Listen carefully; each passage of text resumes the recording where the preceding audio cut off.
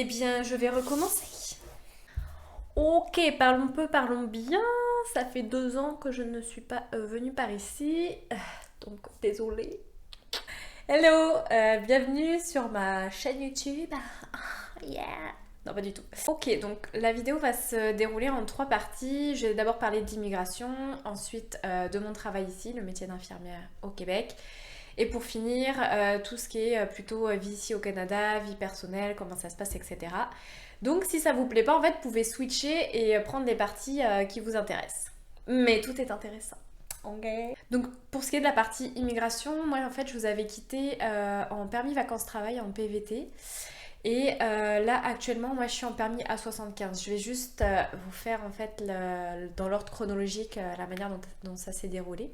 Donc la première étape en fait pour moi était de demander le CSQ, le certificat de sélection du Québec. Donc en fait moi je l'ai demandé en mars-avril 2020 puisque ça faisait 1 an que je travaillais à temps complet. Mais je sais que ça a changé actuellement, donc je vais juste parler moi de mon expérience et voilà. C'est comme ça, ok.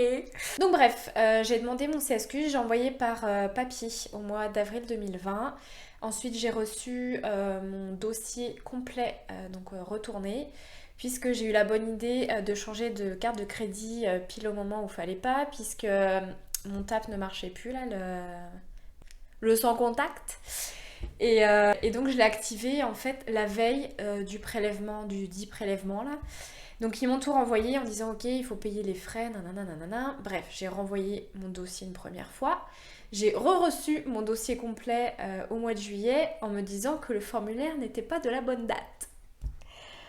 Bref, donc j'ai regardé et je me suis aperçue en fait que mon premier envoi, en fait le formulaire n'était déjà pas bon entre guillemets, alors que je l'ai pris sur le site de l'immigration Québec.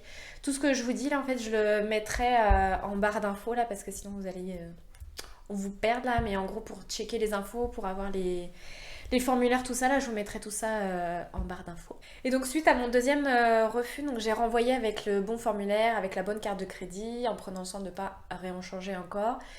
Et donc j'ai été prélevée fin août de 875 $. Voici le prix d'une partie de la résidence permanente, c'est-à-dire le CSQ. Et donc en fait, une fois que c'est prélevé, ça confirme que votre dossier est complet, que c'est en cours d'acheminement, en cours de traitement, etc. etc. En attendant le CSQ, parce que moi je ne l'ai pas reçu tout de suite, eh bien j'ai entamé les démarches pour un permis A75. Donc en fait c'est un permis que vous pouvez demander une fois que vous avez votre CSQ. Et il faut quand même un employeur qui paye en fait les frais de l'employeur en fait pour votre permis de travail. Ça c'est à eux de le faire sur le site de l'immigration. Bref, donc j'ai commencé en novembre, j'ai dû repasser la visite médicale qui m'a coûté presque 300 $. Donc c'est pareil, en fait, c'est le même check-up que ce que j'avais passé en France en PVT. C'est-à-dire qu'il vous pèse, il vous mesure, il vous fait un check-up de la tête aux pieds. Moi j'ai trouvé un médecin sur Ottawa parce que moi je suis à Gatineau et c'est un médecin qui est trilingue, donc il était italien, il parlait français, anglais. Donc c'était parfait, bref. Et donc radio pulmonaire, sérologie de nouveau, etc. etc. J'ai envoyé carrément ma demande même si j'avais pas le CSQ, donc bien évidemment ils me l'ont demandé. Donc ça a été accepté début janvier. Oui c'est ça, début janvier 2021. Et donc, sachant que mon permis de travail, donc mon PVT, se finissait le 16 janvier. J'étais full stressée jusqu'à temps que je reçoive mon CSQ, c'est-à-dire le 19 janvier. Et une fois que j'ai eu mon CSQ, j'ai renvoyé tout de suite la demande pour le permis de travail donc A75, le fameux A75. Et je l'ai reçu un mois après, donc le 19 février. Et donc j'étais 1 mois en fait en statut implicite, donc je pouvais pas quitter le territoire, il fallait que j'attende mon permis de travail. Ah oui, une petite chose aussi, quand vous envoyez votre demande sans le CSQ, parce que vous pouvez dire que en gros quand vous faites les documents, vous pouvez cocher comme quoi c'est en attente, mais c'est juste en attente et que vous allez leur fournir prochainement.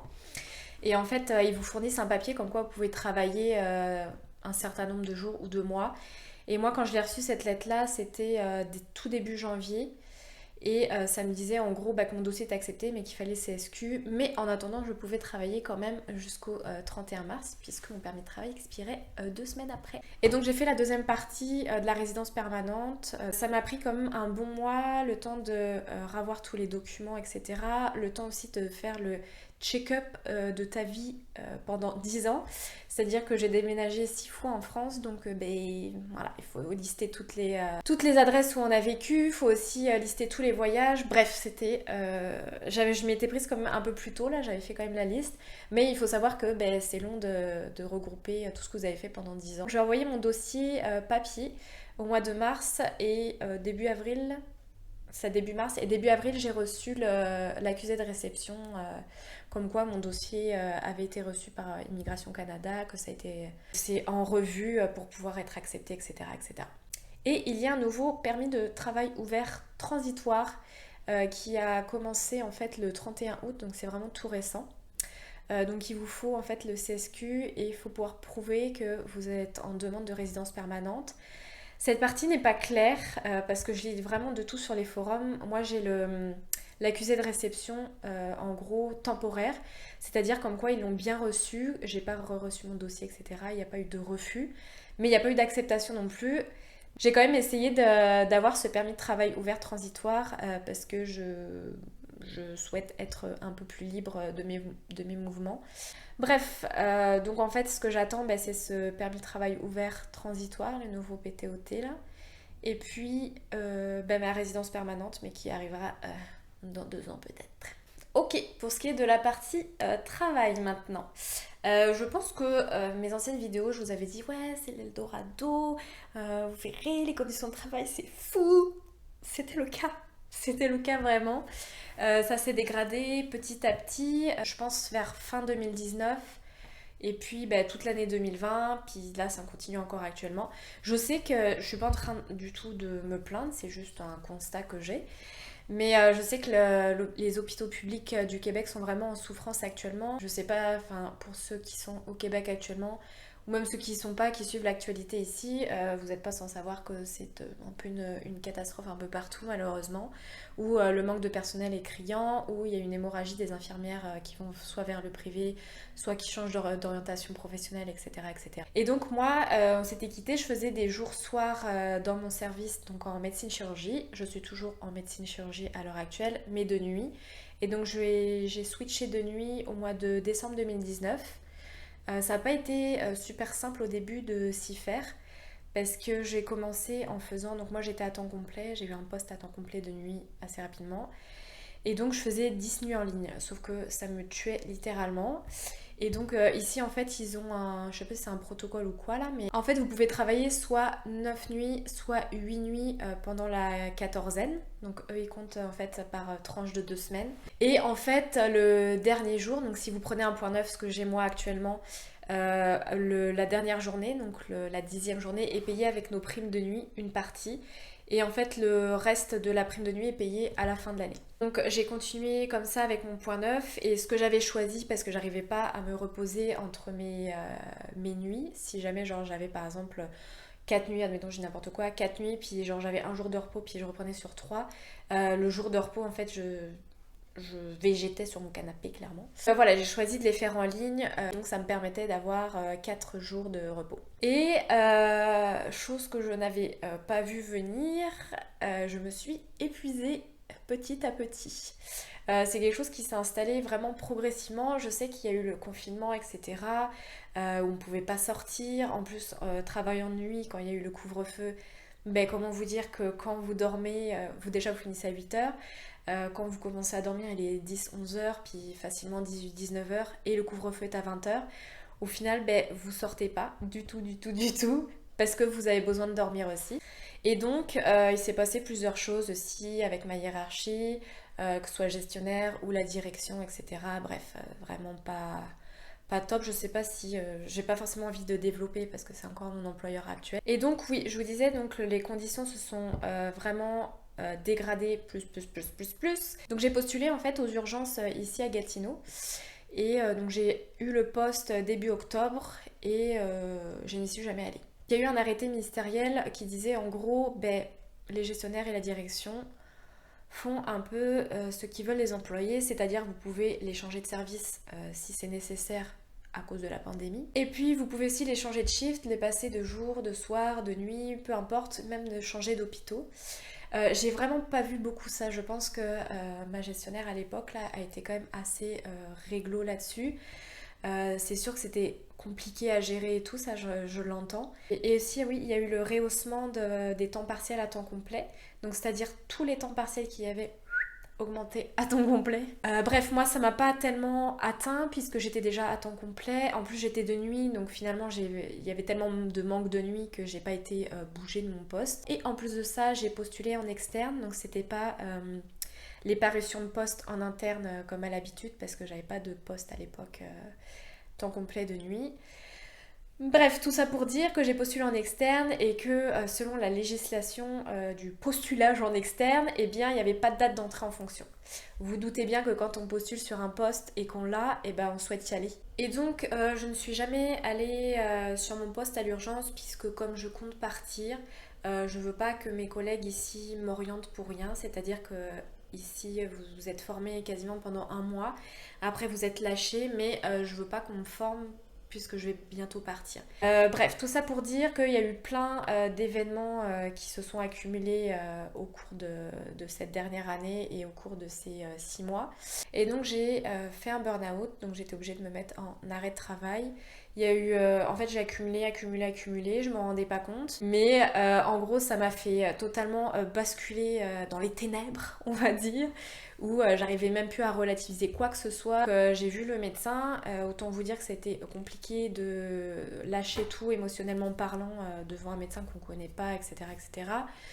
Bref, donc elle m'a arrêté 2 semaines, un peu plus de 2 semaines le premier arrêt, et en fait elle m'a rajouté 3 semaines et demie. Donc voilà, c'était suffisant quand même, puisque là j'ai repris depuis début août. Et ça a été compliqué à avaler puisque j'ai jamais été en arrêt de travail de ma vie, qu'on travaille dans la santé, que ce soit physique ou mentale, et que de se retrouver devant un médecin et de dire que ça va pas et de pleurer corps et âme et de raconter tous mes malheurs. Donc j'espère que ça m'arrivera plus jamais et je ferai certainement plus attention à moi.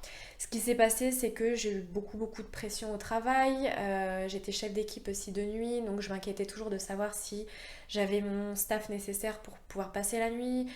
Je devenais même carrément méchante des fois avec mes coordinatrices. Voilà, j'étais déjà stressée en arrivant, donc tout ça, ça s'est accumulé. En plus de ça, avec la pandémie, avec le confinement, avec toutes les restrictions, avec les sorties supprimées et tout, et ben je me suis dit pourquoi pas travailler plus.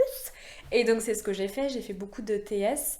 J'ai eu quand même peu de TSO, je dois l'avouer, de temps supplémentaire obligatoire, parce qu'en travaillant de nuit, en général, le jour, ils étaient quand même corrects.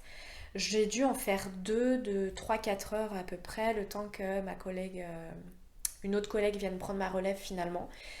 En tout cas, ça pour ça j'ai été chanceuse, mais c'est vrai que j'ai donné beaucoup de temps supplémentaire. Après, j'ai cherché un petit peu où est-ce que je pourrais m'établir ailleurs. Et en fait, mon choix s'est porté sur le CHU de Montréal. Donc j'ai postulé là-bas, je sais plus, c'était genre un mercredi à midi. Et à 12h30, j'avais déjà un mail comme quoi mon profil les intéressait, mon CV les intéressait. Et qu'ils voulaient me voir en entrevue. Et donc ça s'est fait par visio 3 jours après. Et donc je passe cette entrevue, tout s'est super bien passé. Je sais pas si vous savez comment ça se passe en fait les entrevues ici, mais en gros, moi ils m'ont demandé de me présenter. Pourquoi j'avais choisi le Québec? Exactement la même chose en fait que ce que j'avais passé en France. Pourquoi le Québec? Est-ce que je veux continuer à travailler ici? Pourquoi je veux travailler dans le public, etc. Mes motivations, mon expérience aussi en France et ici. Et ensuite, c'est les mises en situation. Donc ça dépend de ce que vous aurez, mais en général, vous avez un cas de chirurgie, un cas de médecine et un cas de DRS, donc une douleur rétrosternale. Et donc j'ai été acceptée au CHUM. À l'heure actuelle, j'ai toujours pas de confirmation puisque mon arrêt me pose un petit peu problème, voyez-vous. Mais voilà, l'attente est longue à ce niveau-là. De toute façon, quand on immigre, de toute manière, ou même quand on change de travail, il faut être patient. Et donc j'ai pas repris avec mon point 9. Donc ici en fait les vacances vous pouvez les prendre soit d'affilée, soit les prendre en 7-7. C'est-à-dire qu'en fait vous travaillez, enfin moi personnellement je travaille 7 nuits d'affilée et vous avez 7 jours de congé. Donc ce qui permet quand même de profiter pas mal de l'été et pas mal des vacances. Et donc ça m'a permis aussi quand même de reprendre en douceur si je puis dire. Et donc puisque j'ai postulé à Montréal, vous doutez bien qu'en changeant d'employeur, eh bien il faut démissionner de son d'employeur actuel. Je me permets de le dire dans cette vidéo parce que ma hiérarchie est au courant, c'est juste que je suis dans l'attente soit d'un autre employeur, soit de mon permis de travail ouvert. Je veux pas du tout vous faire peur, ok, par rapport ici en Outaouais ou par rapport aux hôpitaux du Québec, c'est pas le but de mes propos. C'est juste que moi personnellement, j'ai des principes professionnels et personnels qui ici me correspondent plus. Et donc, j'ai décidé vraiment de partir. Donc, je pense que c'est pas mal tout pour le côté travail. Je ne sais pas si j'ai bien tout dit. Et donc, pour ce qui est de la partie personnelle, on va dire, plus la vie ici, tout ça, est-ce que ça me plaît toujours? Faut savoir que même quand j'étais vraiment pas bien, il y a plus d'un mois, je me suis jamais posé la question de savoir si j'allais rentrer en France. Pour moi, c'était pas du tout une option envisageable. Je voulais vraiment rester ici. D'abord, juste vous dire, j'ai essayé d'acheter ici à Gatineau. Faut savoir qu'ils sont dans une crise immobilière sans précédent. En gros, il y a de la surenchère vraiment importante, c'est-à-dire que donc moi j'ai fait ma préapprobation via une prestataire, donc c'est quelqu'un du privé en fait qui démarche soit les banques, soit d'autres entreprises pour pouvoir me préapprouver pour mon hypothèque, mon crédit. Et donc j'ai été préapprouvée pour 300 000 $. J'ai commencé les visites début de cette année. Tout en me disant ok je vais pas mettre 300 000 puisqu'il faut quand même laisser une petite marge pour éviter que je paye juste ma maison et que j'ai aucun loisir à côté, etc. J'en ai visité une en particulier qui m'a vraiment beaucoup plu. On se trouve à 20 minutes en fait de Gatineau. Donc c'est une maison avec 2 chambres. Quand vous étiez dans la cuisine en fait vous aviez la vue littéralement sur la rivière. Elle était vraiment magnifique, elle était pas très chère, elle était à 220 000 il me semble. Et en fin de compte, il y a eu énormément de visites, à tel point qu'il y a eu énormément aussi de surenchères. Et donc la maison s'est vendue à plus de 320 000.